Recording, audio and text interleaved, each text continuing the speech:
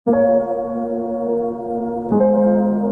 mabuting balita ngayon, tinanong ni Jesus ang kanyang mga alagad kung sino siya ayon sa mga tao. Sabi ng ilan na siya si Juan Bautista, si Elias at isa sa mga propeta. Ngunit tinanong ni Jesus kung sino siya para sa kanila. At sumagot si Pedro, "Kayo ang Kristo." Ipinaliwanag ni Jesus ang tunay na misyon ng Mesiyas, ang magbata ng hirap, itatakwil ng karamihan at ipapapatay. Hindi ito matanggap ni Pedro, kaya pinagsabihan niya si Kristo. Ngunit sinabi ni Jesus sa kanya, "Lumayo ka, Satanas, ang iniisip mo hindi sa Diyos kundi sa tao." Dalawang aral ang ipinapakita sa atin ngayon. Una, mahalaga ang personal na pananampalataya. Maraming tao ang may opinyon tungkol kay Jesus, pero mahalaga ang personal nating sagot sa kanya. Hindi sapat na alam lang natin kung sino siya ayon sa mga tao. Mahalaga ang ating personal na pakikipag-ugnayan sa kanya. Pangalawa, huwag nating ipilit ang sarili nating plano kaysa sa plano ng Diyos. Madalas gusto nating diktahan ang Diyos kung paano niya dapat ayusin ang ating buhay. Ngunit dapat nating tandaan, ang kanyang plano ay mas mabuti kaysa sa atin. Kaya dapat matuto tayo magtiwala at sumunod sa plano niya. Ngayon, tinatanong din tayo ng Panginoon kung sino siya para sa atin. Naway masagot natin ito ayon sa ating tunay na pananampalataya, pagtanggap sa kanyang kalooban at matapat na pagsunod sa kanya.